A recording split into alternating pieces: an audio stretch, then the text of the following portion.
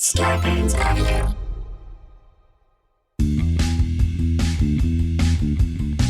Coming to you live from our houses in Los Angeles, California, it's Nobody Listens to Paula Poundstone, your comedy field guide to life.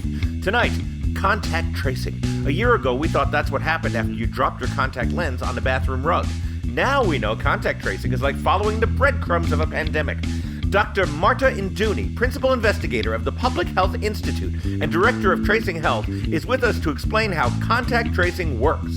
Don't lose contact with this vital information. Plus, it's a Potluck Info Party. Our crew has each brought in a fact to share. Find out what piece of information lodged itself in Captain Crinkle's brain and is struggling to get out with its life intact. I'm Adam Felber, the man who every week tries to trace the topical context of our conversation in hopes of tracking our discourse until it leads to coherency. And now, please welcome the woman who is a one-woman super spreader of free association, Paula Poundstone. Hey guys! It's Paula! So lovely Hey, Paula. So lovely to hear your voices. Hi Adam. Thanks so much to tonight's house band, returning champion Jay Clanin on bass guitar. Jay says, I'm a middle school band teacher and guitar teacher from Berthoud, Colorado, trying to figure out how to do what I do online. That is a challenge, Jay. I get it. How can one man be a middle school band? Oh, it does say he's... no, I skipped something. Did I lose those words? Okay, let me try that again. Sorry. No. Paula, that was merely a joke about the way he phrased it. Oh, did I say and guitar teacher? Yeah, he says I see. I'm a middle school okay. band and guitar teacher. I was just making a joke. You know how people say, like, what, Bonnie? No, I don't get his joke. All I'm right, a middle school band and guitar let me just try teacher. that again. Here it is. Okay, ready? Okay. No, I think we just keep what we have. This is fantastic. No. Here we go. Ready? Here it is. Okay. It's 2 hours to get through the Okay, first part. here we go. All right, ready? And Yeah. thanks to... are you ready? Okay, then that means that only one of us is talking. And thanks to tonight... All right, here we go. All right. And thanks to tonight's house band, returning champion Jay Clanin on bass guitar. Jay says, I'm a middle school band and guitar teacher from Berthoud, Colorado, trying to figure out how to do what I do online. I sympathize with you, Jay. Being a stand-up comic online is virtually impossible. And Jay, what if you had a podcast and you had like 3 other people that you worked with? Oh, I'll tell you, it's exhausting. It's exhausting. It would be, I can't think of anything more exhausting than that. Yeah. Paula, what's new? What's going on in Paulaville? Which is also known as Santa Monica, but I prefer to think of it as Paulaville. I do. I live in Santa Monica. And yesterday, I had just sat down to do some work. And then at 3:30, I had a work appointment on the phone.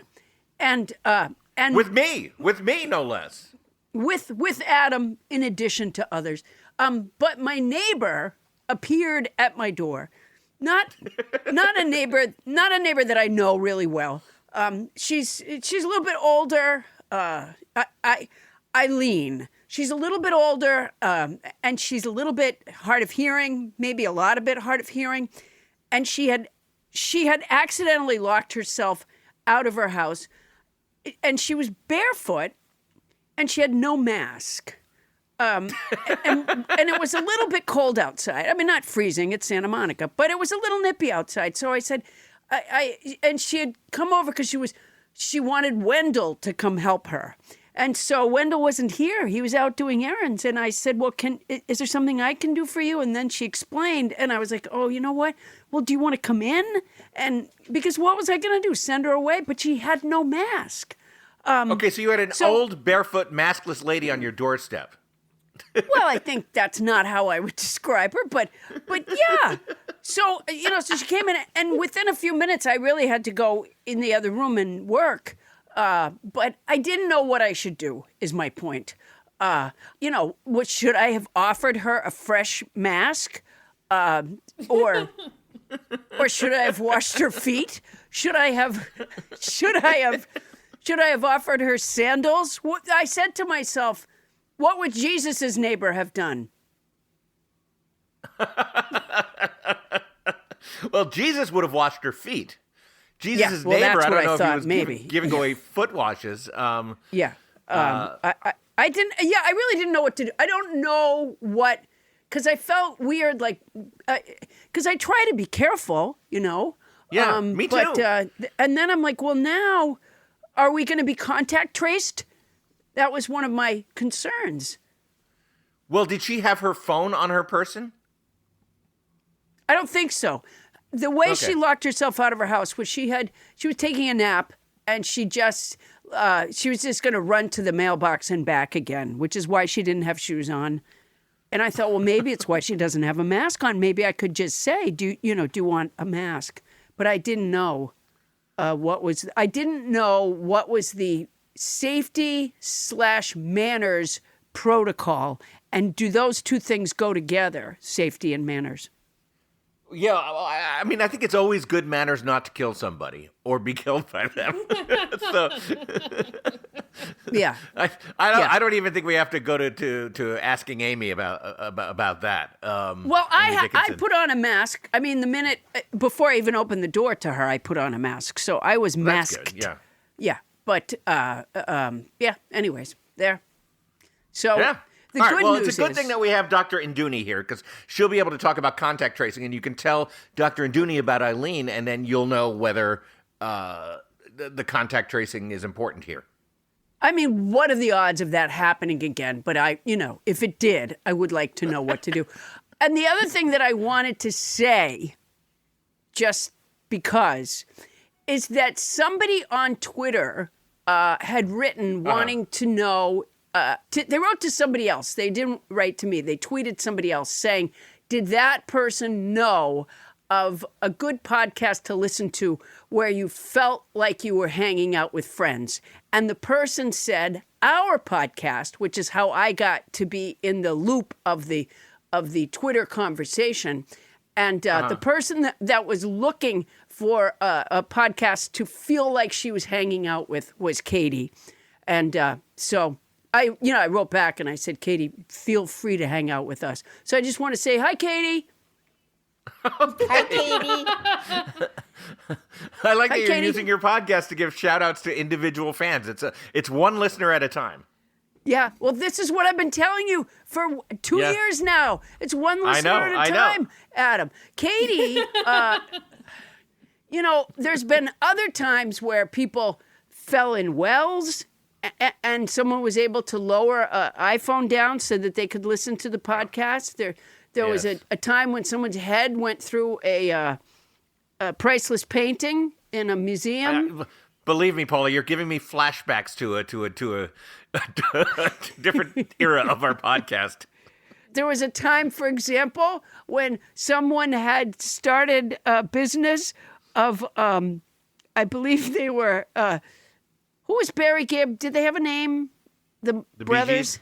Yeah, they were. They had a Bee Gees impersonator who was a listener, and then their friend wanted to know how that happened. Yeah, there's a lot of ways that we've gained listeners one at a time. But anyways, yes, just hi, Katie. Hi, Katie. Hi, Katie. And, hey, Katie, listen to who just said hi, Katie. We were about to do this. We were about to introduce and say hello to some of our other members of our broadcast team, as it were. And let's start, because we haven't started with her in a while. Let's head straight up to that Simi Valley near a horse ranch and say hello to Bonnie Burns. Woo!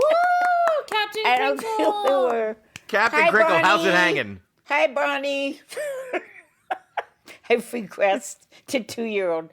Well, things are good. I'm feeling an ache in my stomach because I told you guys before we started taping that I was thinking about maybe I would tell the story that I was on the fence about telling. And 'Cause it was then I racy. have this other story that I think might not be good to tell. So I'm debating which one I'll tell. And I guess I'll tell this one. Okay, so Can I Tell- just, I'm in well, can I Bonnie- just, can I just offer up one thought? You said you had a pain in your stomach. yeah, like an ache, like Okay, this could are be you a big aware mistake. it could also be something that you've eaten or all that coffee you drink? It could be the coffee, but Yeah. I think I'm pretty wired up. No, Bonnie, you feel things in your stomach. That's for sure. Like, I mean, just the other day we were having a conversation, and the idea Yeah. of something seemed bad to you, and you said that's making my stomach hurt. Yeah, I think it's Yeah, the coffee. sometimes you're responsible for that. She blames everyone else that she drinks too much coffee. But Bonnie, you were trying to decide between two stories, and one was really racy not and one telling- wasn't. Yeah, I'm not telling you either story if you're not nice to me, but I'm especially not telling you this one if you're not nice to me. Who's been unnice? Who Honestly. hasn't been nice to Bonnie Burns? You. And in what way? What on earth? You know What what, are you Katie? talking about? Katie might be listening for her first time and you've turned it into a 60s encounter group. Would you just tell your story? All right. Okay. So back when I was a producer, I'm in editing, and there's another person in editing, this guy who was, he was, I don't want to say he was a big star, not a big star like, like Paul Newman or something, but he was a really well-known guy who'd been like in movies and stuff. And so really Wait, cute. stop right there. And- Was it Dick Sargent? Yeah. No. It was, No offense, but he was a contemporary, well-known actor. Let's just say actor. Okay. So Contemporary of whom? fuck you, Adam. No, and he was going also on a here? stage actor. He was a stage actor. No, he was like, very popular. He did a lot of theater. He'd been in movies with, contemporary and like, I don't know, like maybe when I was early 40s. Like in the- so I don't know, in the- like in in the the 90s, you're 90s. saying? Okay, Yeah, cool. in the cool. 90s. Thank Okay. you. Oh, my heavens. Oh, I don't Okay, think that fuck question you. merited a fuck you. I don't Okay. either. I don't even know what's happening. I don't Okay. either, really. Bonnie is loaded for bear tonight. I could Yeah. tell Tony the last play he was in. She could Google the year, but then, they'd give it away. Okay, so anyway, he's in one editing bay. He's in one editing bay editing. I'm in another one. Somehow we start talking. Then I realize, like, oh, he's flirting. And anyway, whatever, we end up back at my house. So, Whoa. that's my what I lived God. in. I know. So that's when I lived in Bel Air. It was an adorable house, but it was a very little house. And I think like the inside maybe was 1,250 square feet. So really little. So, okay. So now don't freak out, Paula. So at a certain point, we're in the shower together, okay? And Oh, wait, my I have to tell you. God. Wow, So this we is go taking a turn. to my house. Wait, This is the best day of my whole life. Okay, hold on. So anyhow, we get in the house. So he was and I'm, dirty like, when he already- got there. Is that right? No, I don't think That sounds that's incorrect, why you Paula. go to the shower, Paula. You didn't have Poundstone. moist towelettes? You couldn't just No. he couldn't just bird bath? Okay, we end up in the shower, and now I'm like thinking, oh my God, I can't believe I have this guy with this body, Falling in her in body. front of me. Whatever. It was like, okay. So now, Was we're it Tom in bed. Cruise? This Was is it just Tom bragging Cruise? at this No. point. Okay, No, if we a guess, million will you times say? unbelievable? This guy was hot. Okay, so now we're in bed, and it gets to be like, I don't know, 1:30, 2:30 in the morning. I have the worst gas, and I really have. This is a Really? very unexpected story. Yeah. You know what? I really Right now, have. Rudy Giuliani is telling the exact same story. And I really have to fart. And like, I decide that the only thing to do is go outside in the backyard and fart there so he won't hear it. Okay. So I get up, I'm like naked, right? And I go, tiptoe through the kitchen, open the back door. If you end up like Paula's neighbor, that's going to be the greatest story ever. Okay, that's not really what happened. So, okay. I go out, I open the back door, and I go to step outside, and there's like these two little eyes staring at me. And I go, shh, shh, and they don't move. I realize it's like a possum, and he won't move. So funny. It's going to move in a second. Yeah, exactly. You guessed it. That's what happened. I thought, all right, forget about it. So guess what happened? You offended the possum. No, I decided, to let one fly, and there you have it. Well, that's the end of the story? Well, what else could I do? I'm not going to know. walk past the possum. No, the end of the story is that the possum sued.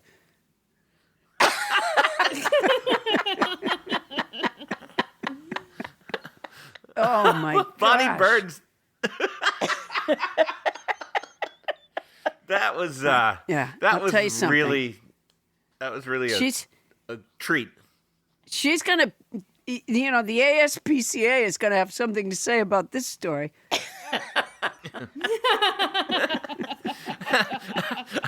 And I got to tell you, listeners, if you thought that story was great, that was just the warm-up act, because we're heading to Sherman Oaks to say hello Absolutely not. to Tony You can Anita just Hull. Pass right. Just pass right by me. Oh my gosh. How can I even follow Bonnie. a Bonnie Burns sexcapade story? I'm not saying anything.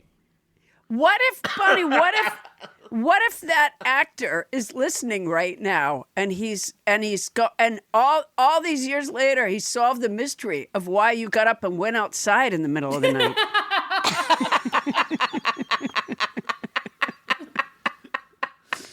Wow.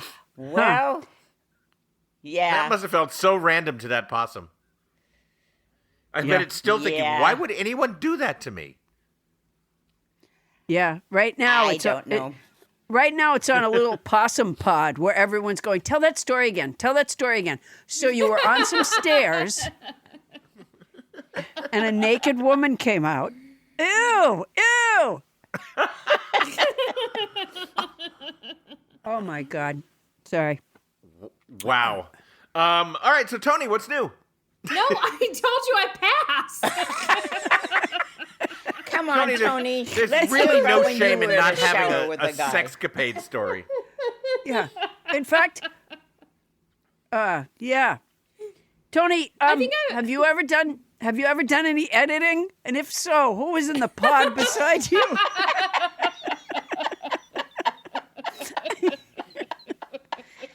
Yeah. That story doesn't even make any sense. Why would the actor be in the editing bay there? Maybe he was a producer. It was Hugh Jackman.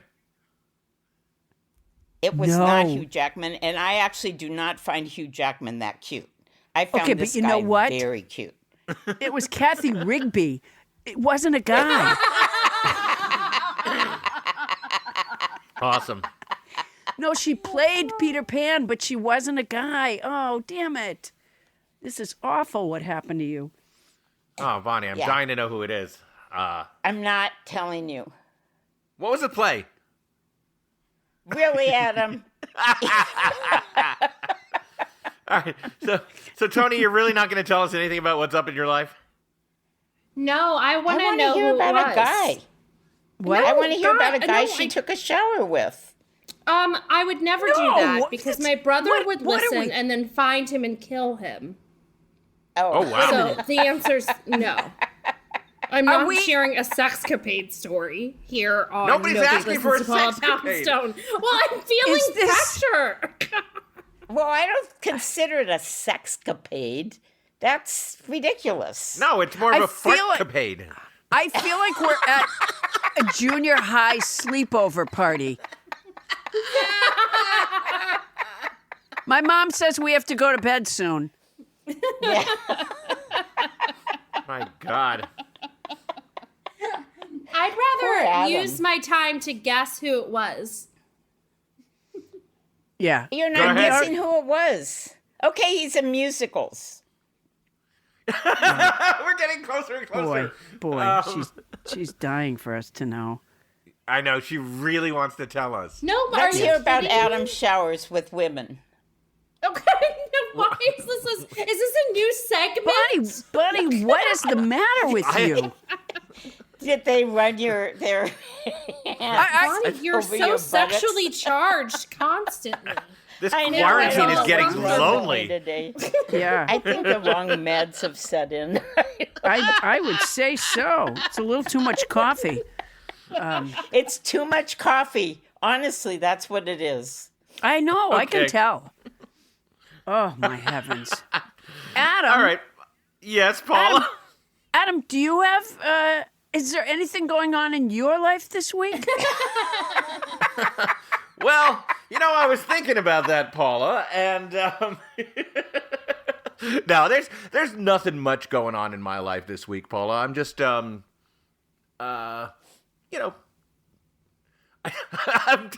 never been asked that question before. Yeah, it's. What is going on? If I'd known that question was coming, I would have prepared something. I thought about my week. I did Yeah. get a new knife this week. Okay, I think we go back to there's nothing much going on in your life. I would So, have wait. prepared something. Was he in a musical that was shot for television? Would you shut up? Had to be, Tony. If he was editing, it was shot for TV. Absolutely had Yeah, to be. it was shot for But for was it a TV. musical or a play? She said a play.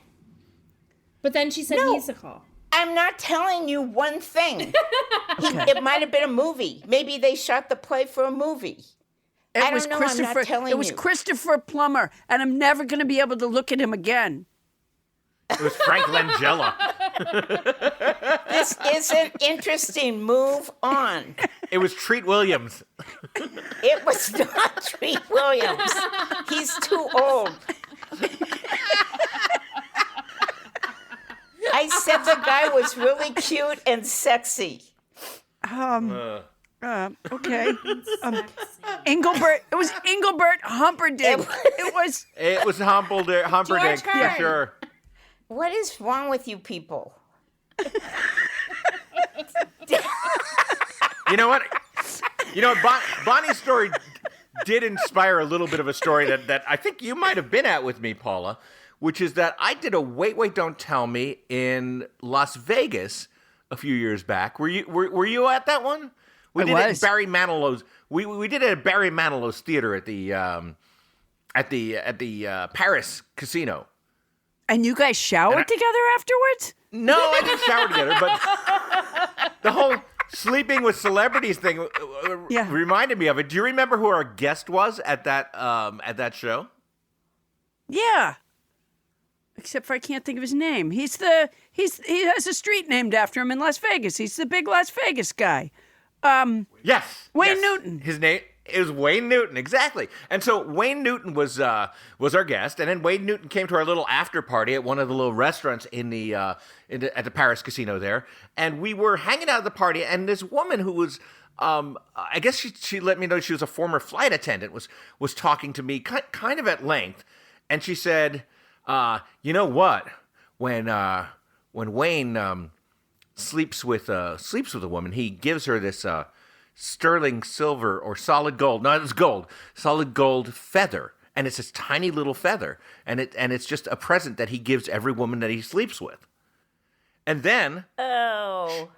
And then I have she a- reached I have a into, gold she boa. reached into her pocket. She reached into her pocket and took out a tiny little golden feather. And then she looked at me and raised her eyebrows and made a noise like this. I swear to God. What does that mean? Wait, what does that mean? She slept with Wayne. That's all it meant. Wow. Yeah, I have an entire gold boa because Wayne and I have been together so often. Yeah.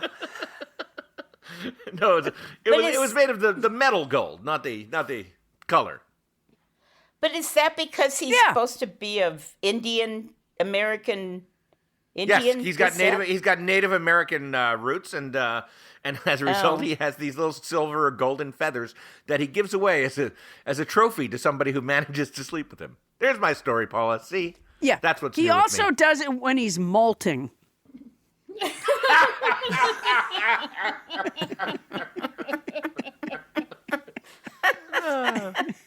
And the skilled concubine knows to pick them up quickly. Adam, Now, do you have a word? I was just about to say so. A word, if I may, Adam. It's garrulity. It's a noun that means excessive talkativeness, especially on trivial matters. Here, I'll use it in a sentence. A touch of garrulity on my part may have derailed my audition. It's a great word. Aha. Yeah, it's a good word. I wish I would remember it. Let's. If only you had some way of remembering words. Well, Adam, I've come up with a vocabulary song that can sometimes help with that. Here it is.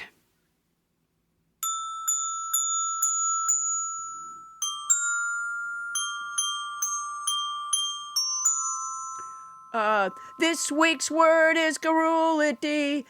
It's a noun that means excessive talkativeness, especially on trivial matters. I have 9 cats. I used to have 16. For a while, I had 11.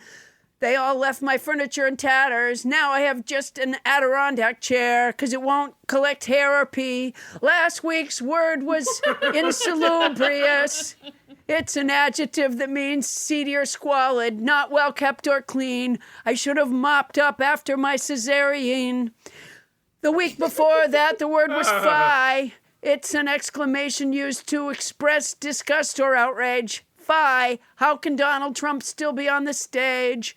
Going back before that, the word was puttanesca. It's a word that means pasta sauce made with tomatoes, garlic, olives, anchovies, etc., said to have been devised by prostitutes as one which could be quickly cooked between clients' visits. Quick, make the sauce and get back to the toss. That's puttanesca. And not long ago, we had perdurable. It's an adjective that means enduring, continuously permanent. The cats peed in the heating vent. Let's never forget Gallimaufry, which I pronounced wrong until nobody James Hyder corrected me. It's a noun that means confused jumbler, medley of things. Hodgepodge. Who's podge? Hodgepodge.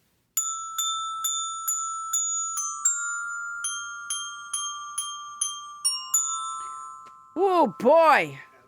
Yeah, that was special. Adam doesn't think my song is replicable, but I do.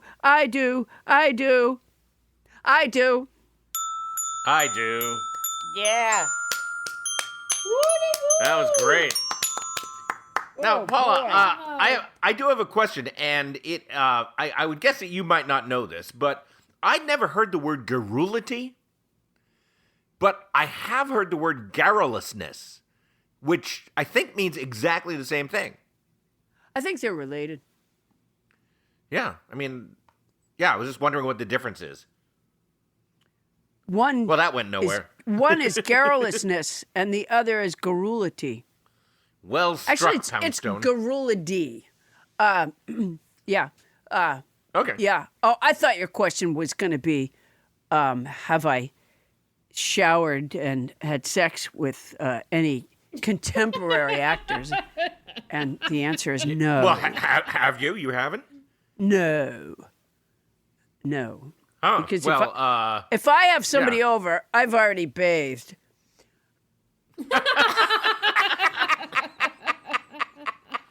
Paula, I'm pretty sure that Bonnie was referring to a sexy shower. I think he gets it, Paula. I don't think so. I don't think so. All right. In Winnie the Pooh, A.A. Milne wrote, "Where are we going, Pooh? Home, Piglet. We're going home because that's the best thing to do right now. But what if your neighbors don't go home but hang out in a bar? How to contact trace during a pandemic. That's next on Nobody Listens to Paula Poundstone.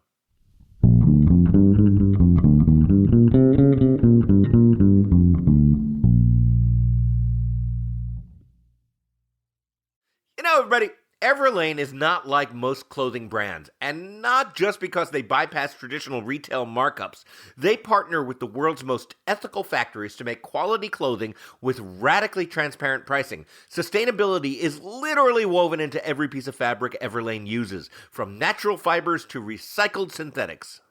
You know, I'm a big turtleneck wearer, and it's very hard to find a good turtleneck, but they have organic cotton. Organic. Do you know what that means? That means no sprays were used to raise the cotton. Organic cotton turtlenecks from Everlane. They're fantastic. Wow, and they're made from real turtles too, right? Well, Everlane's got the perfect sweatshirts, cardigans, sweaters, tees, and comfy footwear to keep you cozy all season, from alpaca and merino wool to terry knit and 100% recycled cashmere. Perfect for gifting or keeping all to yourself. Go to everlane.com/Paula and sign up for 10% off your first order plus free shipping and get easy returns within 60 days of your ship date. That's 10% off your first order when you go to everlane.com/Paula, Paula, and sign up. They also have cotton flannel. I love that. No matter what 2021 brings, and you know it's going to bring everything totally different than 2020, you can spend it creating something meaningful with Skillshare's online classes, because time is what we make of it. With Skillshare, you can find inspiration in the moment and learn how to express your creativity. Now, Paula, there's a bunch of things I want to take with Skillshare, Photoshop classes in particular, but one thing I did take for the last week or two that I've really been enjoying is a simple jazz piano class. I play piano, and I play it pretty well, but jazz theory and practice has always kind of eluded me, and I'm a big jazz fan, and I've been taking these Everlane classes. They're simple, they're well taught, and they're easy to follow along with. I've been loving it. That sounds great. Do they have any classes about being on the lam? Are you in trouble, Paula? No, but I just would like to have that in my back pocket. Skillshare is also incredibly affordable, especially when compared to pricey in-person classes and workshops, much of which is out the window right now anyways. An annual subscription is less than $10 a month. Wow, that's great. That is great. Explore your creativity at Skillshare.com/Poundstone and get a free trial of premium membership. Ooh, I love that free trial stuff. That's Skillshare.com/Poundstone for your free trial of premium membership. Thanks to Skillshare for sponsoring our show.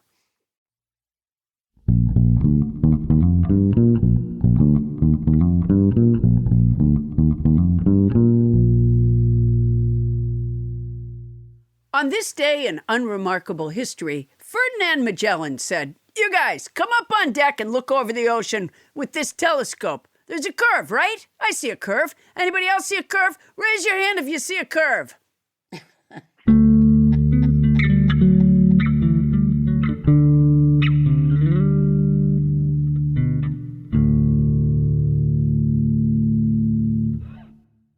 Thank you, house band Jay Clanin. Now, Paula, we got that story of Eileen, your shoeless and maskless visitor, right? Yes. And we were wondering, what if she was infected? And would she be somebody to contact trace? And what is contact tracing? Well, we have an expert who can tell us how they track who Eileen had been exposed to, so you know how much risk you're at. It's Dr. Marta Induni, has been a principal investigator at the Public Health Institute for more than 25 years. She serves as the director of Tracing Health, a program launched in response to COVID-19 that provides contact tracing and scientific support services to counties and local health departments on the West Coast. Wow, my old job. Please welcome Dr. Marta Induni. Yeah. Hey, Dr. Induni, thank you so much for being here. Welcome. Thank you.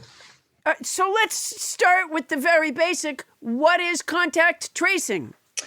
What an excellent question. So when people get sick, presumably at this point from COVID-19, we talk to the patient and we ask them all sorts of questions, including who have you been in contact with? And the idea is then we contact those folks and let them know that they've been exposed to the virus and that they should stay at home for 14 days in quarantine.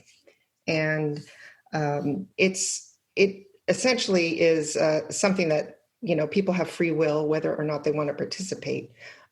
But we want them to, because that's the way that we get this virus and the spread under control. Now, how does that phone call rate compared to people having to call people about venereal diseases? Yeah. So it seems like there'd be less shame. Funny that you bring that up, because contact tracing actually has been around for many decades.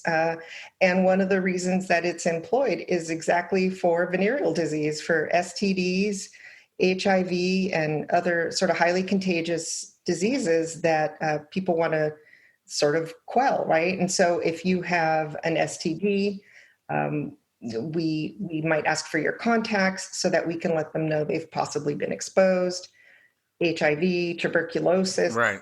Those kinds of things. And this is just this is just a tool with a different virus. We should do it with misinformation. When somebody has just really dumb misinformation, that you should go okay, and who have you spoken with? And then you get in touch with them and they go, oh, who man. Who have you been in contact with? Yes, yeah, I feel like an idiot. But that thing that I thought, the pizza place, not true. Not true at all. That would be a good way for stamping that out. So... Yeah. Another good way would be for intimate encounters would be just giving out a little silver feather, right? Yeah, that's contact tracing. To everyone, that's the Wayne Newton version of contact tracing. I'm sorry, we were talking about that in the previous segment, Dr. Induni, which is that Wayne Newton used to give out, or maybe still does, little silver or gold feathers to everyone he sleeps with. It strikes me that that's a fantastic means of contact tracing, right? Absolutely. Everyone with a silver feather, step up, please. Yeah. Or we could all just have stickers for when we talk to anybody, and they put a little sticker on their jacket. And of course, then they wouldn't know. Then they'd have a lot. No, that wouldn't work either. So, and what about your job? What exactly do you do? What does it mean to be a principal investigator? It's kind of from academia, where if you are deemed to be a principal investigator, you are ultimately in charge of a particular grant or research project, that type of thing. So it just indicates I've been vetted, and the buck stops with me, essentially. Mm-hmm. And had you done? I mean, how did you get that job? Had you done other such things before? I'm actually the senior director of research for the Public Health Institute, and where I've been for many decades. And I started working with a public health call center where we called people about their risk factors and other questions around their health. And so I've got a lot of background in how to set up scripts and how to hire a lot of people. We're working a lot in the Pacific Northwest and in California right now, with over have to hire over 500 people very quickly. So wow, yeah, it's a big lift, but we're lucky to be able to be helpful right now. Yeah, you mentioned that you're good at writing the script, creating the script. So what kind of does it? What does it say? What does the script say? Well, we try to be sensitive, right? And especially if we're calling someone who might be sick, they might not really be wanting to talk to you at that time. And they might have their own sort of predetermined misinformation around what's happening. But, so we try to be sensitive, and those scripts kind of talk people through the information we're trying to collect about let's say they're a healthcare worker. We want to know if you live. We've heard the term congregant setting, right? If you work in a nursing home, in a retirement home, we ask those sort of questions because we do want to prevent a further outbreak. So do you ease your way in then? So you call and you go, hi, I'm so-and-so from the public health department. I imagine right away they tense up a little bit. Right. Some people do. And then some of the work we're doing is actually integrating within healthcare and being part of a healthcare team doing the contact tracing. And that seems to foster a lot more sort of trust with folks. But we ease in. We, obviously we want the languages to match. We want to be speaking English to English speakers and Spanish to Spanish speakers. And then a lot of people need help. They need resources, and you're asking folks to stay at home. Right. And a lot of people that say, well, if I stay at home, I'm not going to make any money, so I'm just going to go ahead and go to work. Right. So counties have some funding to help people, support people staying at home with some financial assistance. That's great. I didn't know so that. we coordinate all of that. Grocery shopping, we had a story the other day where we were talking to a woman and she had to quarantine with her several children. And we said, do you need any resources? And she said, actually, all I need is some milk. And I thought that was really heartbreaking, but what an honor to be working in a way to help folks lift up out of that. So, yeah. Now, what's That's the batting cool. average like when you find somebody who's got the coronavirus, and you start contacting their the people who they have had contact with? How often do those people turn out to also have contracted the disease from those contacts? Fairly, I'll say about 20 to 30% do in turn end up getting sick. And remember, one of the things with COVID-19 is that a lot of people, some studies think up to 40% are asymptomatic. So people don't even know they're sick. And so imagine the risk then of spreading it. So Right. There's a lot of trickiness around this particular virus. Absolutely. Should we take a break and come back? Absolutely. Patricia Highsmith wrote, one situation, maybe one alone, could drive me to murder. Family life and togetherness. We've all been forced to stay together during COVID-19. Stay tuned to find out how we can work as a team to end the pandemic before we kill each other.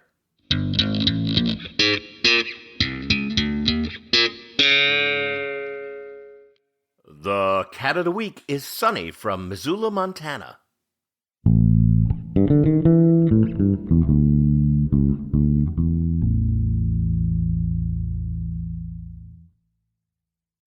Every new year, all you hear is new year, new me. And since I'm friends with Paula, I hear that from her all the time. That usually means totally new. I know. That usually means you'll be picking up better habits or trying new things. I'm unicycling, like I just resolved to unicycle more. And if you do take up a new hobby, it's even better when you have amazing audio that will make the experience even better, which is why I am recommending to you, our listeners, wireless earbuds from Raycon. Whether it's following along to directions in the kitchen, binging an audiobook while learning to knit, or powering through a new workout with a pumped-up playlist in your ear, a pair of Raycons can make any activity easier and a better time. Raycon makes great sound accessible to everyone. Their wireless earbuds start at half the price of other premium audio brands. And guess what? If you think having white stems dangling out of your ears looks ridiculous, Tony Anita Hull, that's something you don't have to worry about with Raycons. They come in a range of stylish colors, but always with a comfortable in-ear fit for a more discreet look.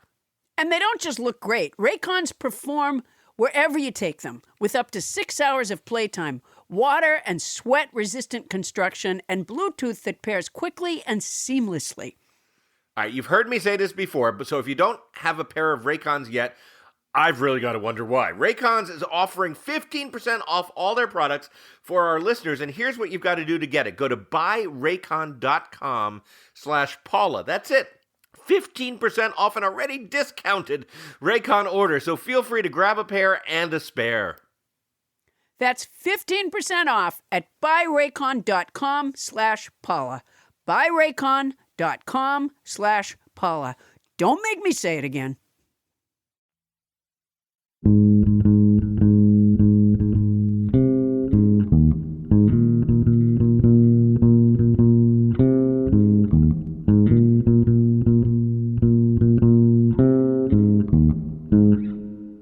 And we're back with Dr. Marta Induni. Marta, where have I been? I have no idea, Adam. I think you've been at home. Yeah, most of the time. All right. Yes, on it's Zoom. like you know me. So Adam has some paranoia that the government is just tracking him from like a drone or something. Who told you to say that? But that's not the kind of stuff that you're talking about. A while ago, I heard Dr. Fauci, fairly early on, I think, in the pandemic, Dr. Fauci interviewed by Judy Woodruff, and she said to him, why isn't there like a law that you have to wear a mask? And he said, you can't do that in the United States. It just wouldn't work. And so it's been interesting to hear the stuff that you've said about how they're really, you just hope that people are complying. Right. You hope it's part of the social contract for some of us, right? And in that we try to help others and we try to lift our community out of a difficult time. But there is a lot of mistrust. So you can't. Although I do wonder about making mask wearing a law. You think it would be a good idea? I don't want to say that. I don't want to say it out of turn, but I see, wearing seatbelts are laws, and that's to protect yourself and others, right? So yeah, right. I see the connection there. But what Fauci said to her, he said, well, what would you want to see? He said, do you want people to go to jail for not wearing a mask? And it kind of made you think, what would the comeuppance be? Right. If you get pulled over for not wearing a seatbelt, which generally speaking, that's not what happens. But if you did, well, you get ticketed. Well, I don't think at this time, when people have no money to begin with, that it's a good idea to go ticketing people for anything. No, I think you're right. And a better approach is always educate and have people buy into the public safety messages, right? That's what's really critical, not mandating mask wearing per se.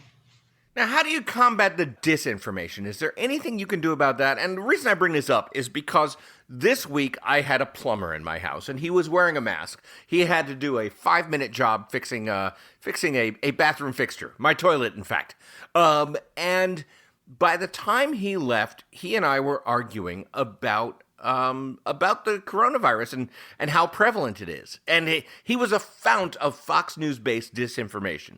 Just talking about the fact that it's not really widespread and people don't really have it and masks don't do anything was one of his main points. I wouldn't hire him again. No, I'm not going to hire him again. He was wearing a mask. But my point is you must run up against that all the time. And how do you counteract that? The idea that masks do nothing.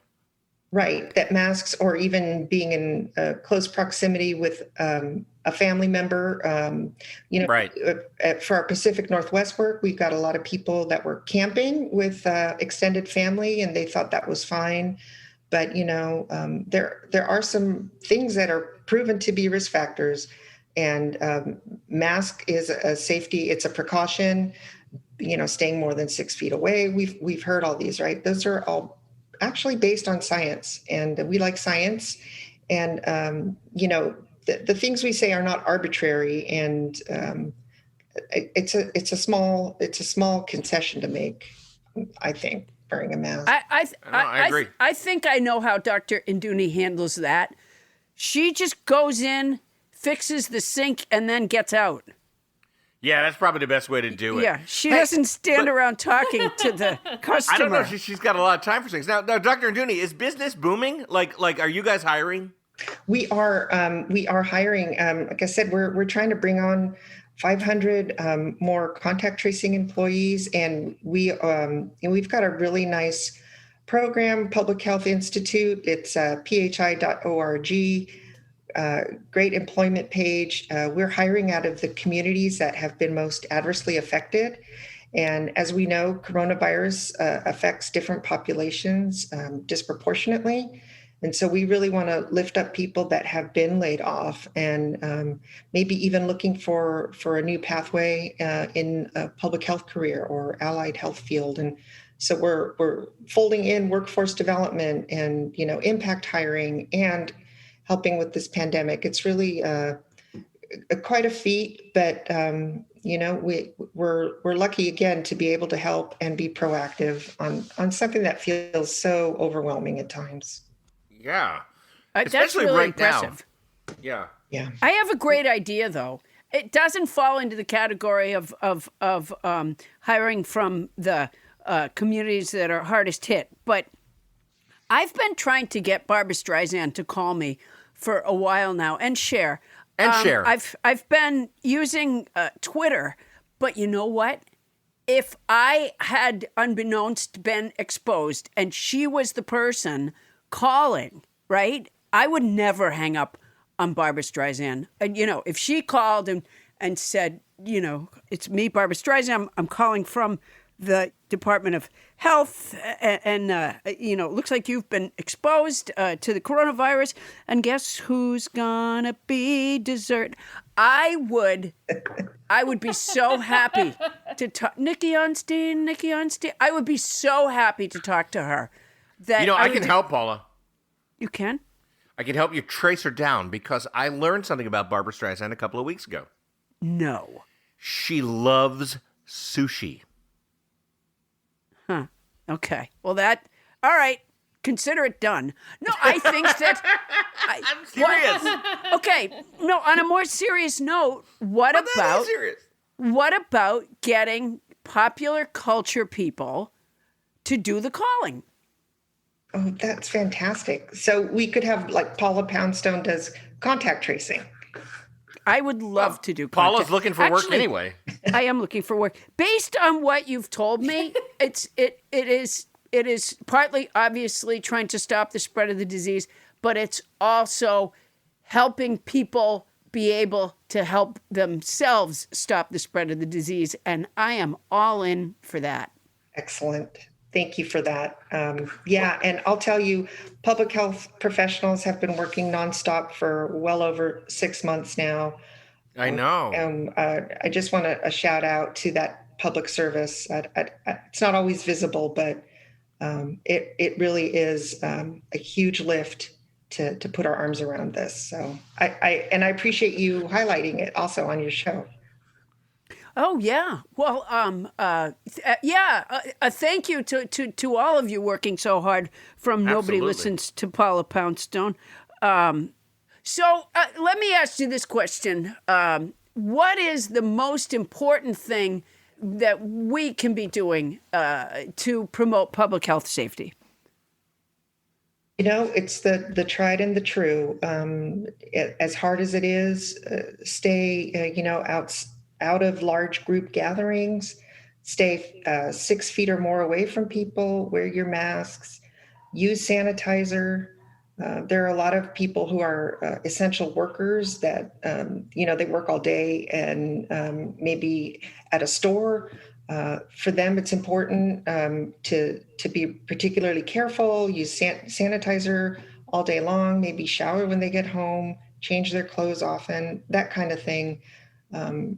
Will really help those communities that are, most affected. Our service workers are helping maintain us. And so that's what's most important. Even if you're not worried about getting sick, we're really trying to prevent other people from getting sick. And maybe that social message can get through. That's a good message. Where do you come down on when my neighbor came to my door with no mask, She had no shoes on because she had just jumped up from a nap to go grab the mail. So she was, she had no intention of going out into the neighborhood, but she accidentally locked herself out. And I invited her in because it was a little bit cold outside and she's older. And it just seemed weird to send the poor shoeless woman away. Yes. I wore a mask. I mean, I put the mask on before I even opened the door to her. Should Paula have offered her a mask? Yes, Paula should have offered her a mask. And damn it. maybe some socks. You're right. I should have. And I didn't do either because I wasn't sure if her not wearing a mask was like a thing or not. You know what I mean? Yeah. I wasn't sure. She had no shoes on because she intended to just run out to the mailbox and come back. But did she have no mask on because she doesn't believe in it? I don't know. And and she doesn't hear very well. So the idea that I was going to, try to suss out her feelings on the topic by yelling at her didn't make sense to me either. Yeah. I think I should have just put her right in the shower. Yeah, you should put her in the shower. Now, what's your hot sheet? What's the bat signal that activates you? Does the red phone ring and the commissioner says we have a case of COVID on Maple Avenue, or do you hang around outside the back door of hospitals? Where are you getting your jobs? No. And all our work is done remotely, so we don't have to worry about Eileen coming to the door. But one of the, we get our data, our test results from labs that are required to report to the state and to each county about their positive test results. And so counties get this information, and they in turn will give it to a contact tracer. And that's how we get our information. Sometimes we find out there's a large exposure event.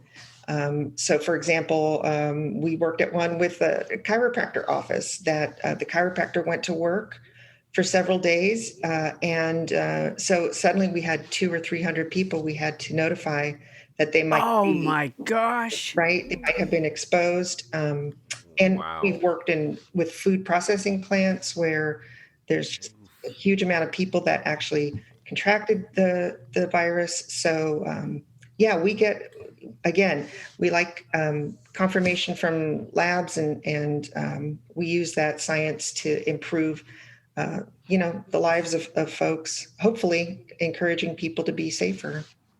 Well, I want to thank you so much. And again, thank you for your work. Oh, of course. Dr. Induni, we want to thank you for that. And it's great to have you with us. But now we're going to take that information and run it through the old Poundstonator, which will make it so much clearer to everybody. Paula? Jay, the bass guitar sounds fantastic. Thank you, house band. If I can get a little background music, I'll tell you what the Poundstonator spit out. Thank you, Dr. Marta Induni and public health workers for your hard work and for caring about the rest of us. Contact tracing sounds like hard work. Some of the people they reach out to by phone get mad and hang up. I'd be willing to do some of the phone calling, but people would probably just hang up twice. Plus, my garrulity would slow down the important work. Hi, it's me, Paula Poundstone. I forget what I called for, but do you ever wonder why Tide doesn't just not make its pods look like candy? I have a pod. Well, it's a podcast. It's called Nobody Listens to... Hello? I would, however, lobby hard for my idea of popular performers making the calls, though. Who wouldn't take a call from Barry Gibb? Hello, this is Barry Gibb calling from the county public health office. And you got nothing to feel guilty for, except you infected hundreds at your chiropractic office, and we don't know where it ends. And Dolly Parton has become a national hero. Nobody would hang up on Dolly Parton. Well, hello, it's me, Dolly Parton, calling from your county public health office to say you worked 9 to 5 with someone who was infected. So I'm calling now to say the spreader's been detected. It's It's damn close to genius. That's what it is. I agree. Okay. You know, here's my problem. Here's the problem I've been having all night. Nothing can top Bonnie's story. Yeah. Nope. Yeah, that's Nope. that's I the agree. world we're living in. We're living in that Yeah. world. I did And we're not do a story because I would not follow that. Honestly, it's too hard to follow. And I just keep trying to think of who the person could have been. And I've Yeah. I've what come do you got? up with zero. I've come up with Zero Mostel, George Plimpton. George Plimpton? Yeah, I think it could have been Plimpton. Martha Plimpton. wasn't Martha Plimpton. I love Martha Plimpton. No, I love Martha Plimpton too. She's a talented stage actor, though, and she's got a certain look to her. I think Zero Mostel is a little insulting. I said he was a hunk. Yeah, but you denied depends that on- it was Hugh Jackman. This guy was a hunk. Hunk. it's such a weird word to use. Hunk. Yeah, it's a hunk. Unless- Well, she showered with him. She gets to use that word. No, it's a weird word to use. Let's get back to our Whatever. show. All right, here we Oh, go. are we getting back to the show? Let's do Okay. it. She is Principal Investigator at the Public Health Institute and serves as the Director of Tracing Health. Dr. Marta Induni, thanks so much for being on our show. Woo, woo, woo. Thank you. A real pleasure. Very, very valuable and fun. And keep listening, of course. Wait till you hear the beginning of tonight's show, honestly. Yeah, it's the beginning of tonight's show is a germ spreader all by itself. It's a journey, that's for sure. Coming up, the Potluck Info Party. It's a potpourri of knowledge, and none of them are alternative facts. That's coming up right after this.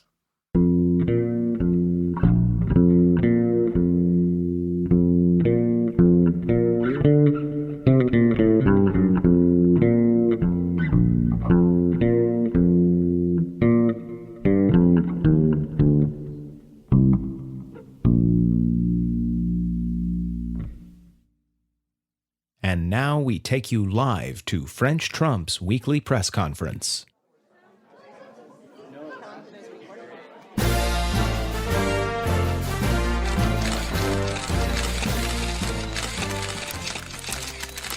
Hello, it is I, French President Trump, and I'm here today for the weekly French President Trump presidential press conference. I shall now take questions from the enemies of the people. Mr. President. Yes, Tony, you. Thank you, Mr. President. Tony Romo with ABC News. Mr. President, how would you characterize what happened on the Capitol and on the streets of Washington, D.C. on the day Congress counted the electoral votes? Tony, I looked so good. Next question. Mr. President. This gentleman right there, you sir. Thank you. Emmett Manning, New York Newsday. Mr. President, people are comparing you to cult leader Charles Manson. You incited violence among insurrectionists that you have been goading for years. I did You have not been- incite. I specifically received legal guidance on what words I could use that would make it look like I did not incite. Do you have my 11,779 Georgia votes? No, sir.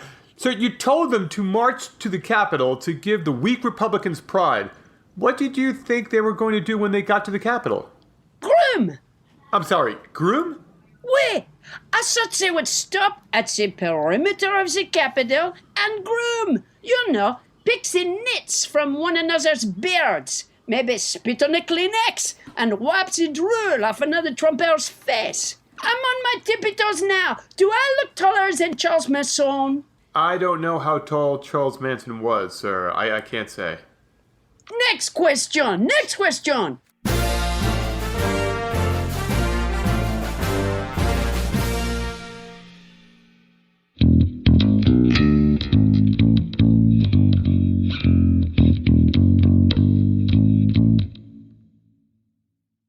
with HelloFresh, you get fresh, pre-measured ingredients and mouth-watering seasonal recipes delivered right to your door. HelloFresh lets you skip those trips to the grocery store and makes home cooking easy, fun, and affordable. And that's why it's America's #1 meal kit. Eating healthier has never been easier with low-cal, carb-smart, vegetarian, and pescatarian options every week. And no matter what you choose, every single recipe is packed with fresh produce sourced directly from farmers. And HelloFresh offers the flexibility you need with customizable orders every week. You can easily change your delivery days or food preferences and skip a week whenever you need to. You know, I thought that I didn't like, I thought that I was not a big grain person. Like I didn't like farro, and I was a sworn enemy of couscous. And guess what? Were you? I had 2 different dishes from HelloFresh that featured those grains, and they were delicious. They were really great. And I wouldn't, even if I had bought them in the store, I would have had no idea what to do with them. You know, like I used to put them in canisters and just shake them over my head. It's useless. So these were absolutely delicious. And by the way, the other day, I bought some couscous and prepared it because now I'm in the couscous world. That's amazing. I gotta say, if somebody who loves to cook like me and somebody who doesn't love to cook like you both love HelloFresh, well, there's a big audience for that. Yep. HelloFresh, America's #1 meal kit. Go to HelloFresh.com/10Paula and use code 10Paula for, get this people, 10 free meals, including free shipping. That's a nice deal. That's HelloFresh.com/10Paula. And use code 10Paula for 10 free meals, including free shipping.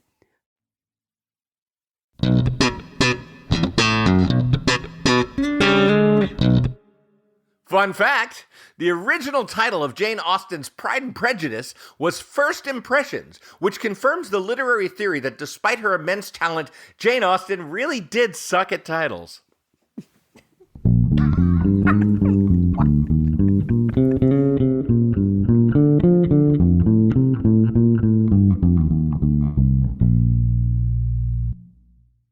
And we're back. If you like our podcast, how about subscribing? Just go to Apple Podcasts or whatever app you're using and hit that little subscribe button. It costs you nothing to subscribe. You get the show downloaded every week. You get a notification that's there, and there's nothing else that comes with a subscription. Nobody will come to your door. Certainly nobody who's barefoot and locked themselves out of the house. Anyway, that's an interesting fact, which brings us to another interesting fact. It's time for the Potluck Info Party. Yay! Yay! We're very excited about this, folks. Did you all bring a fact? I brought a fact. See, this Well, is... wait. What? What is it exactly? The What is Potluck what? Info Party? It's like our potluck dinner that we did back on Thanksgiving. And by the way, if you haven't heard that episode, our Thanksgiving episode a few weeks back was terrific, where we all brought a potluck dish.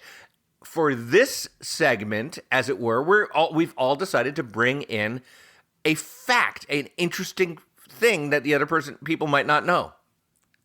And this is what I think. I think it kind of needs like to set it up like a theme song.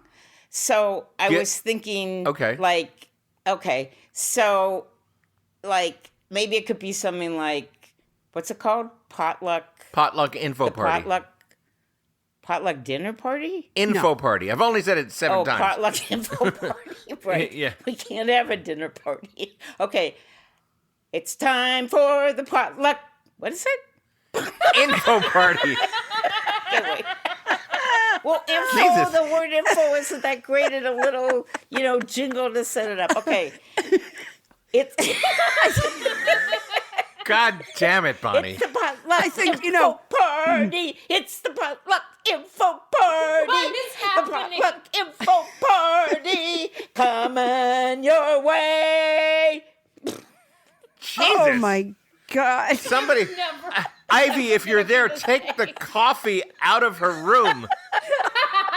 Thank God. I just, Got I am not... This horny, crooning maniac over there in the Simi Valley. I would not be the least bit surprised if she didn't run downstairs and get the lube in a minute. I can improve on the ending. Yeah, at the beginning and the middle. On the melody. I think That's right off the top of my head. you know, the thing is, and I'm not I a have some notes too, Bunny. I'm not a songwriter or a lyricist. I think you have to know the name in order to make a jingle about it. You did start singing your theme song before you knew the name. That's an important note. Yeah, that's why the theme song originally went like this. It's the potluck. It's the potluck.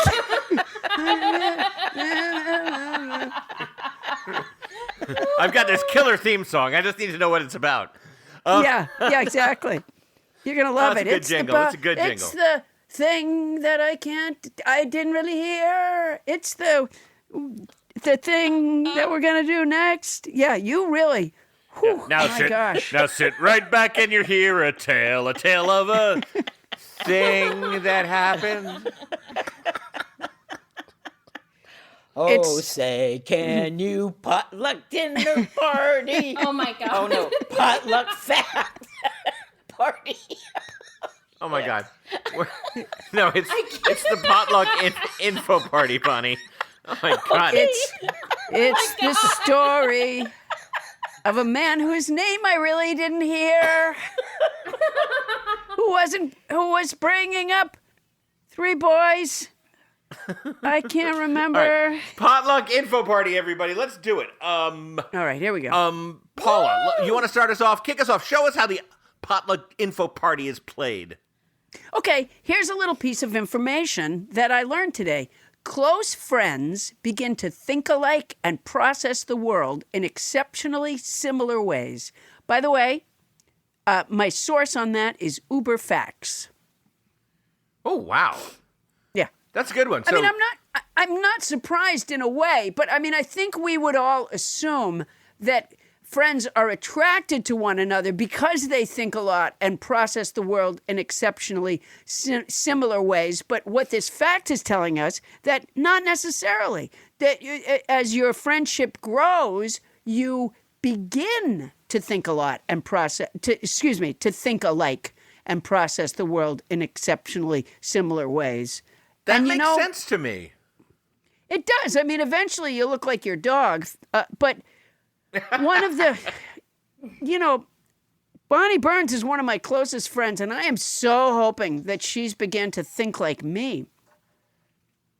I don't know. I think I do think like you. Oh, thank goodness. No, I know how you think. I would say I know how you think. If it went the other and way, I think like you. If I began to think like you, I shudder. God help us. Yeah. I just shudder. Yeah, I think Bonnie's a counterexample. Similarly. I think we do think similarly about a lot of things. It's true. We often know what the other would think on a particular topic. That's true. I don't know if that's from years of being friends, but yeah, I thought that was fascinating. It's very interesting. That is interesting. All right, Potluck Info Party is off to a great start. Who's next? Tony and Anita Hull. Bring the knowledge. Bring the knowledge.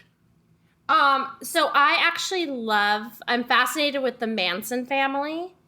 So What do you mean you love the Manson family? That's a little odd, but okay. No, I get that. I tell you, when I watched that Quentin Tarantino movie, Once Upon a Time in Hollywood, I hate spoilers, so I didn't know what I was in for. When I found out that it was about the Manson family, I was so thrilled. Yeah, no, I am. You guys are weird. Fascinated. Oh my God. Really? I love murder too. I can't help it. Yeah, there you go. So did you know that even Charles Manson thought Scientology was weird? After spending 150 hours in a course on Scientology, he reportedly called it too crazy despite his reputation as a master manipulator. Wow. Boy, when you've been cut down that way by when Charles Manson thinks you're out of the box. Yeah. Well, there's this persistent rumor that L. Ron Hubbard created Scientology on a bet anyway. The rumor, maybe. I think, is that he and Ray Bradbury were talking sometime in the 50s, and he bet Ray Bradbury that he could create a wacky religion that people would actually follow. That sounds a little Trumpian to me, actually. I don't know. I thought it sounded right. No, it sounds like what Trump did. Yeah. Trump, Trump chose. It does feel like between- Trump did it on a dare. He chose between Democrats and Republicans. So I've heard. I don't really know if it's true, but I've heard that he chose Republicans because he thought they would be, and evangelicals because he thought they would be an easier slam dunk. It's entirely possible, but we'll never know because certainly he's never going to blab. No. All right. Bonnie Burns, what do you have for us? It can't be about guys that you've slept with. No, it's definitely not. So I was watching The Verdict the other night, and I was trying to figure out if Paul Newman had died. So I looked that up, and he has died, for those who weren't sure, in 2008. Yeah. And did you know that? Yeah. Yeah. Oh, well, I wasn't sure. Okay. So then, here's Have you a couple of noticed things. how he doesn't move when you talk to him? So did you know he was only 5'9"? No. He was. What do you mean? Only 5'9"? No, I didn't. Yeah, but that doesn't sound all that short to me. No, but I thought he was taller. Okay. So when I was looking up information about him, because I was just curious, I found out that, he was in the Navy. I didn't know that. In World War II in the Pacific. And then he graduated from Kenyon College with a bachelor's degree in economics besides drama. And then he went to Yale. So I went over to look up something about Yale, and I found out that their crest of arms, guess what? It's a shield, but there's these little books inside the shield, and they're in Hebrew, which I think is pretty interesting because that coat of arms was established in 1746. And the Hebrew says light and truth, which is, the motto for Yale. And then in Latin underneath, it says, I think it's Luxe Veritas, which is Latin for light and truth. So I just thought that was kind of interesting that for a school like Yale, along with all the other Ivy League schools, they really didn't start letting Jews into the universities until around 1960. And any kind of, I think there was sort of an unwritten thing that it would be 10% or less was the admittance on Jewish people. So I never knew that. Fact. But Yeah. when you were talking about their what were the words in the thing again? It was light and something. Light and truth. Yeah, you said It's in like Hebrew in the middle of their. you said What do they call it? Coat of arms. Coat of arms, Shield sure. Of arms. Yeah.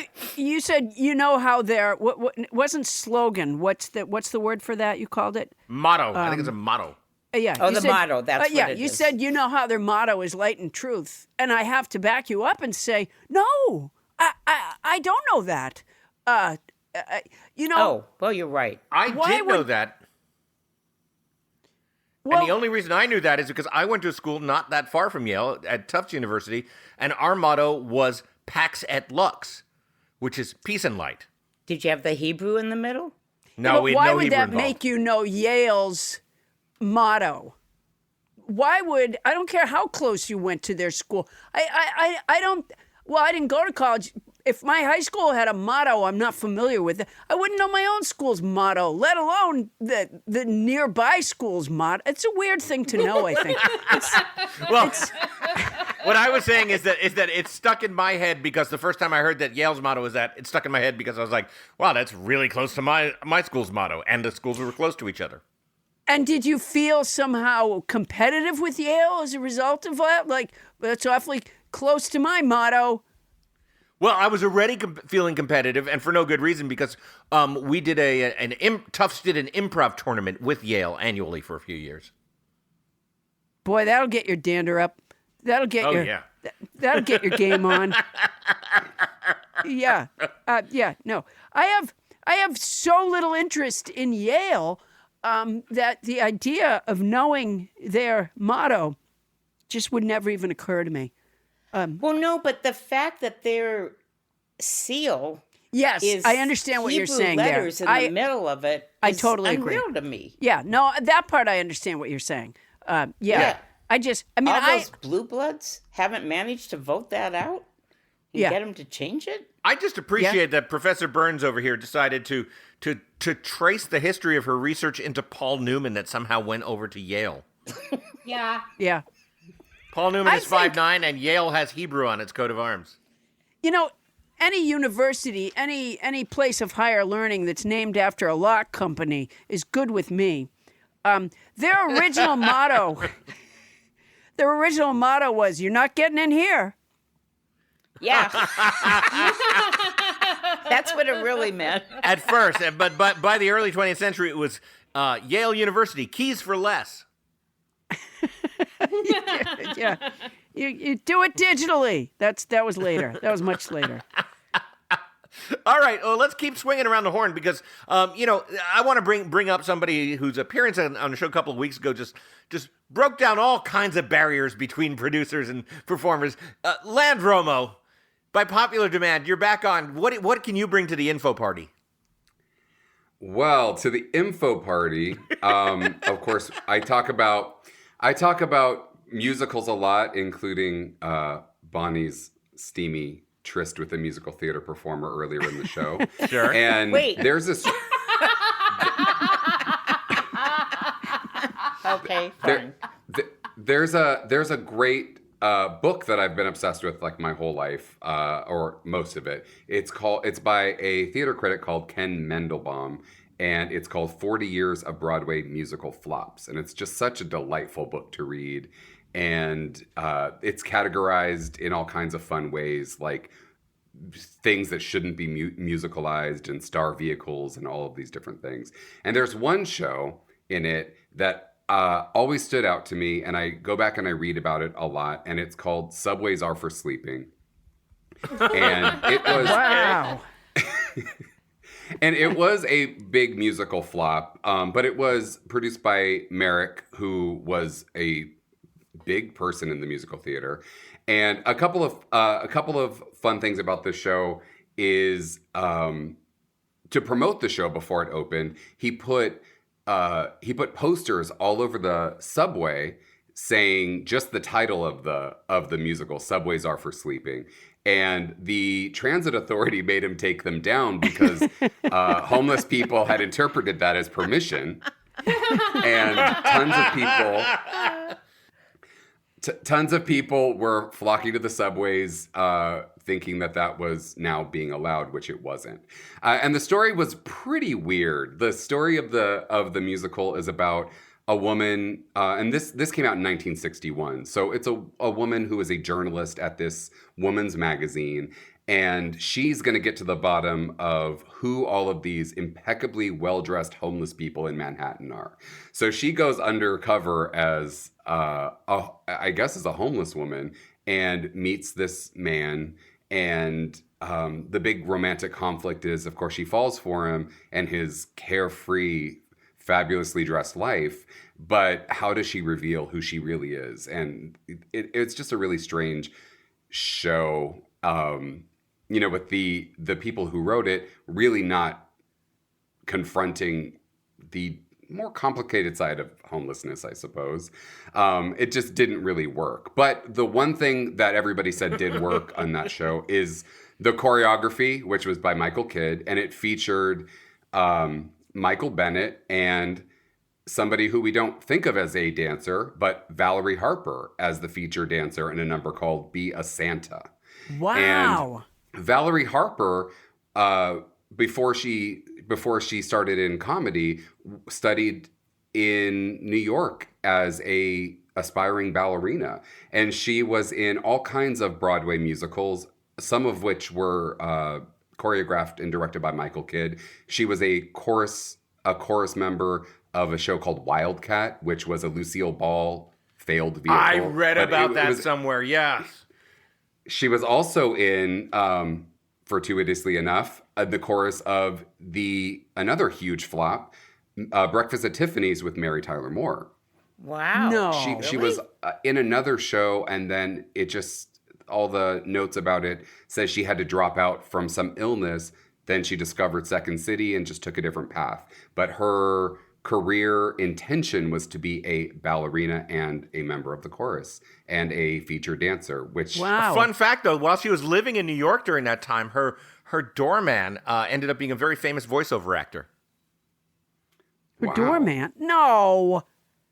He's talking about Rhoda Carlton. joke for you all. Yeah. He's talking about Carlton the doorman. Yeah. Oh, my. Yeah, that's exactly what I did there. That's exactly what I fell Lamb, for it that's for a couple of seconds. Yeah, Lan, that's fascinating. I love that. That book sounds great. Oh, it's such a good book, and it was inspired by the Carrie musical in 1988, which up to that point was one of the biggest Broadway musical flops in history. I didn't know they And made a musical of Carrie. It's unbelievable.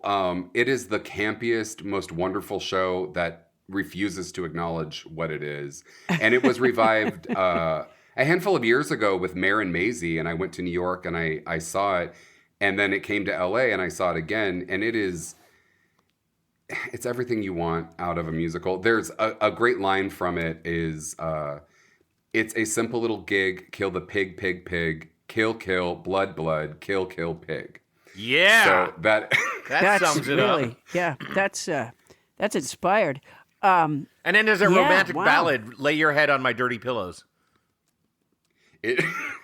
No, but there is a tempestuous ballad, Adam, that when Carrie comes home and confesses what happened in the shower at school, her mother shoves her, into a basement as she sings the soaring ballad, Eve Was Weak. Oh, it's such a good show. Wow. It's really, really great. Damn, Land, you brought Yeah. a course. That's fantastic. Yeah, that's great. I think we're gonna, I think we're gonna have to turn to Land for Broadway musical flop histories on a regular basis. Oh yeah, and he's officially invited to all our potluck info parties. What's the theme song again, Bonnie? Oh,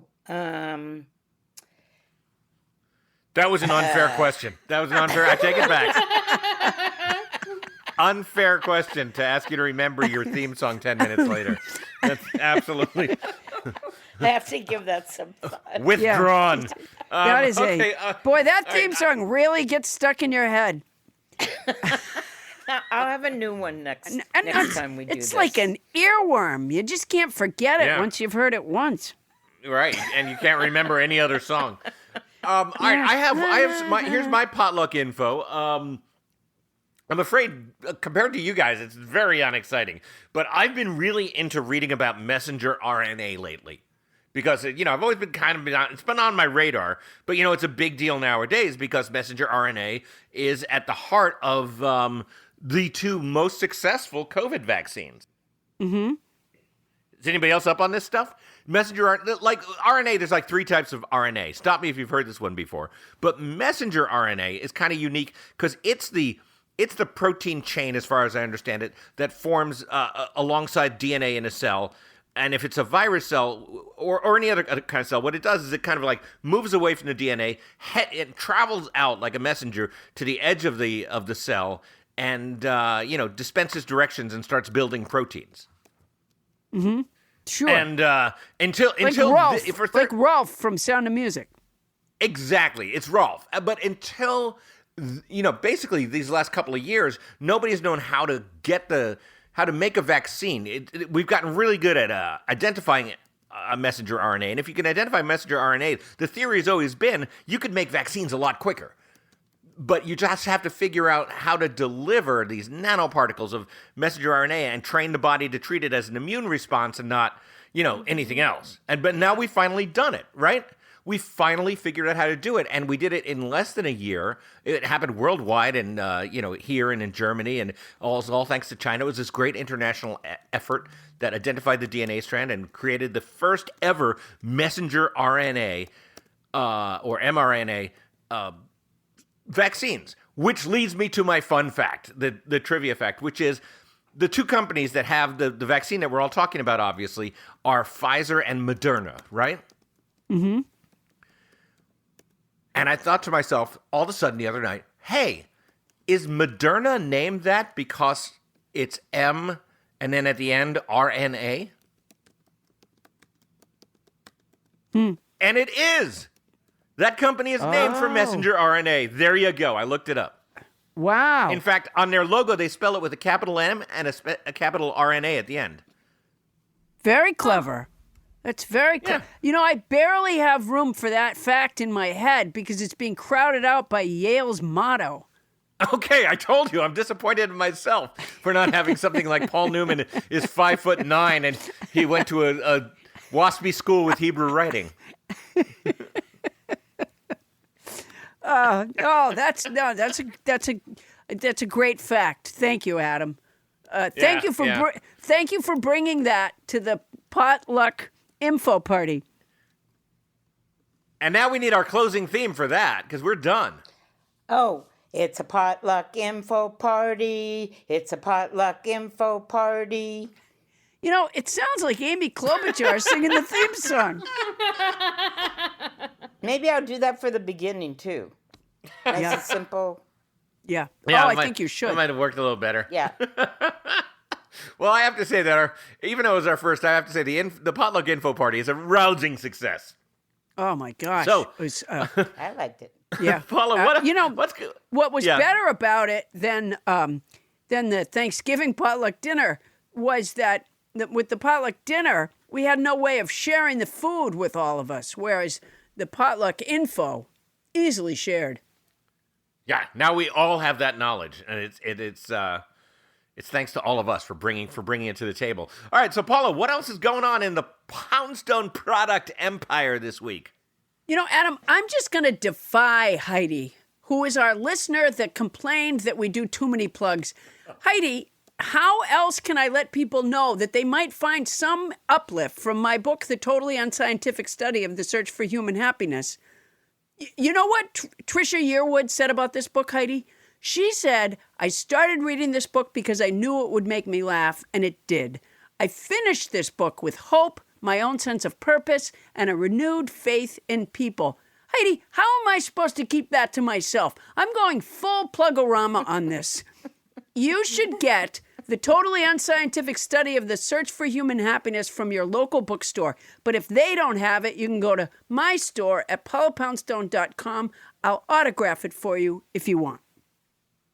That's fantastic. Take that, Heidi. And also, Heidi, take this. Paula, you know I've been doing this Starburns Sports simulcast with Jeff Cesario. We've been covering football games this winter. And yes. You can always check my Twitter feed to see when the next one is. We're doing it about once a week, and it's really exciting. You watch the ball game on TV, but you turn down the sound and you listen to us. The best way to find it is at starburnsports.com. That's starburnsports.com. But here's the thing, Paula. Our listeners have figured out that the chat feature on wherever they're listening to it works. And so they've been chatting live with us, typing text to us during the game. And it's just made everything even that much more fun. So if you want to interact with me and Jeff, it's totally fun. So just starburnsports.com and watch my Twitter feed for updates. And speaking about updates, you can subscribe to the podcast. You totally should. And also, if you want to get in touch with us, our address is nobodylistens-to-Paula-Poundstone@gmail.com. Once again, that's nobodylistens-to-Paula-Poundstone@gmail.com. That, ladies and gents, is our show. Nobody Listens to Paula Poundstone is hosted by Paula Poundstone and yours truly, Adam the Felber. Special thanks to our guest, Dr. Marta Induni, and thanks to our house band, Jay Clanin. Our show is produced by Paula Poundstone, Adam Felber, Bonnie Burns, Ken Lezebnik, and Tony Anita Hull. Mixing by Michael Hoagie. Starburns production by Land Romo. Transcription services for the show provided by TranscribeMe, a premier internationally used transcription service. Use code Paula Poundstone when placing your order at transcribeme.com to receive an expedited service. That's our show for tonight. Won't somebody please listen to me? I want to see that Carrie musical. Really? I like Land how he says it's everything you could want. Yeah. that big closing number, nobody leaves the gym, has got to be great. Everything you could want. Yeah, I never even heard of it. I can't imagine how short its run must have been. In fact, I never heard of many of the plays that Land was talking about. I guess, I don't know. Yeah. I think you need to see more musicals. I always regret that I didn't see that Spider-Man musical during the 3 minutes that it was running. Yeah, I didn't see that either. Burt Lancaster was in some great musicals. Hey, Burt Lancaster. You don't suppose that he and Bonnie... No, that's crazy. No. He's a hunk. He was a hunk. Yeah. I said a current. No, whatever.